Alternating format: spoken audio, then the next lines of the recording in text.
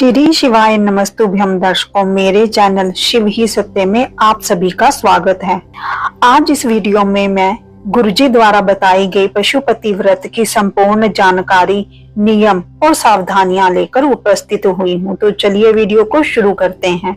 दर्शकों, कई बार हम ऐसी समस्याओं से घिर जाते हैं जिनका समाधान किसी इंसान के पास नहीं होता, चाहे वह गंभीर बीमारी हो, कर्ज का बोझ हो या कोई ऐसी मानसिक पीड़ा जिसे आप किसी को बता भी नहीं सकते। ऐसे समय में महादेव का पशुपति व्रत एक रामबाण की तरह काम करता है। पंडित प्रदीप मिश्रा जी कहते हैं कि महादेव पृथ्वी लोक पर वास करते हैं और वह हर पल हमें देख रहे होते हैं। बस हमें अपनी भक्ति में वो दृढ़ता लानी है कि हमारा भरोसा महादेव पर पक्का हो जाए। दर्शकों, पहला नियम, पशुपति व्रत की मूल भावना और दिखावे से दूर। पशुपति व्रत केवल भूखा रहने का नाम नहीं है, यह दिखावे से परे होने का मार्ग है। निर्मल स्वभाव, इस व्रत में कोई ढोंग या प्रपंच नहीं चाहिए। नदी स्नान या किसी कठिन प्रदर्शन की भी आवश्यकता नहीं है। आप जैसे सहज हैं वैसे ही महादेव को स्वीकार है। सव्य का समर्पण, यदि आपके पास फूल नहीं है तो किसी के बगीचे से चुराया या मांगकर फूल ना चढ़ाएं। महादेव को वही अर्पित करें जो आपका अपना है। गुरुजी कहते हैं, अगर बाबा ने आज कम दिया है तो वह एक दिन छप्पड़ फाड़ कर भी देंगे, लेकिन दूसरों के घर का या दूसरों के पेड़ का कुछ भी लेकर महादेव को रिझाना नहीं चाहिए। पर अन्न का त्याग, पशुपति व्रत का सबसे कठोर नियम है कि आपको दूसरों के घर का पानी और भोजन नहीं ग्रहण करना चाहिए, भले ही वह एक दाना हलवा या पंजीरी हो, वह आपके अपने घर की ही बनी होनी चाहिए। पूजन की संपूर्ण जानकारी सुबह और शाम की। पशुपति व्रत केवल 5 सोमवार का होता है। आप किसी भी सोमवार से इसे शुरू कर सकते हैं। प्रातः काल की पूजा, ब्रह्म मुहूर्त में उठकर महादेव के मंदिर जाएं, अभिषेक करें। अभिषेक में आप दूध, दही, गंगा जल, शहद और जल ले सकते हैं। पूजा वैसे ही करें जैसे आप रोज करते हैं।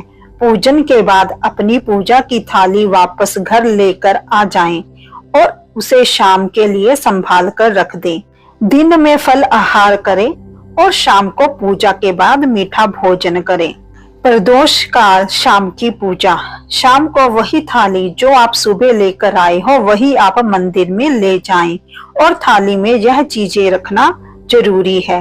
6 मिट्टी के दीपक, गाय के शुद्ध घी के 6 दीपक लेकर जाएं। मीठा प्रसाद, घर से बना हुआ कोई भी मीठा भोग, हलवा, खीर आदि साथ ले जाएं। प्रसाद के 3 हिस्से, ध्यान रहे प्रसाद के हिस्से घर से नहीं करने चाहिए। मंदिर में भगवान के सामने बैठकर उस प्रसाद के 3 भागों में बांट देना चाहिए। दीपक प्रचलन, थाली के 6 दीपों में से 5 दीप महादेव के सामने जलाएं। इन दीपों को पहले आप धरती पर रखें, उसके बाद जलाकर महादेव से मनोकामना कहें और 6ठा दीपक बिना जलाए वापस अपनी थाली में रख लें। हिस्सों का विवरण, प्रसाद के 3 हिस्सों में से 2 हिस्से मंदिर में छोड़ दें और 1 हिस्सा वापस अपनी थाली में घर ले आएं। तीसरा नियम, सबसे बड़ी भूल, पीठिका का सम्मान। अक्सर लोग व्रत तो करते हैं पर उन्हें फल नहीं मिलता। इसका सबसे बड़ा कारण शिवलिंग की संरचना को समझना है। दर्शकों, पीठिका का आधार क्या है? जिस आधार पर शिवलिंग स्थापित होता है, यानी कि जलाधारी, वह माता पार्वती का हस्त कमल कहा जाता है। दर्शकों, सावधानी, कई माताएं प्रसाद के हिस्से, जलता हुआ दिया या नारियल सीधे शिवलिंग के ऊपर यानी कि पीठिका पर रख देती हैं। यह माता पार्वती का अपमान है। दर्शकों, नियम, भोग हमेशा नीचे जमीन पर रखें, दीपक हमेशा साइड में रखें। पीठिका पूजन के लिए है, सामान रखने के लिए नहीं है। जहाँ शिव और शक्ति दोनों विराजमान होते हैं वहाँ मर्यादा का पालन ही आपकी भक्ति को सफल बनाता है।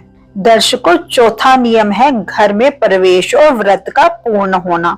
जब आप मंदिर से वापस लौटें तो घर के अंदर कदम रखने से पहले मुख्य द्वार के सीधे हाथ पर बैठ जाएं, अपना चेहरा घर की ओर रखें और थाली में बचा हुआ वह छठा दीपक वहां प्रज्वलित करें।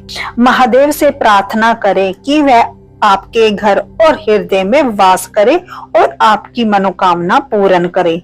शाम को भोजन करने से पहले मंदिर से लाया हुआ वह एक हिस्सा प्रसाद ग्रहण करें। याद रहे, यह प्रसाद किसी और को नहीं देना चाहिए, केवल आपको ही खाना चाहिए। इसके बाद ही आप अपना भोजन करें। दर्शकों, पांचवा नियम, जीवन का दर्शन। गुरुजी बहुत गहरी बात समझाते हैं। मनुष्य गलतियों का पुतला है। यदि पूजा में कोई चूक हो गई या विधि में अनजाने में गलती हो गई तो महादेव उसे माफ कर देते हैं।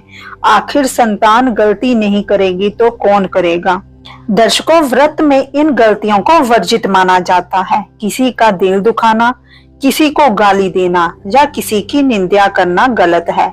गुरुजी कहते हैं, अपने पुण्य का ढिंडोरा मत पीटो और दूसरों के पाप का प्रचार मत करो। हमारे मुख से निकले शब्द हवाओं की तरह घूमकर वापस हमारे ही पास आते हैं और वही हमारे दुख का कारण बनते हैं। दर्शकों, पशुपति व्रत केवल एक धार्मिक अनुष्ठान नहीं है, बल्कि महादेव के प्रति पूर्ण आत्मसमर्पण है।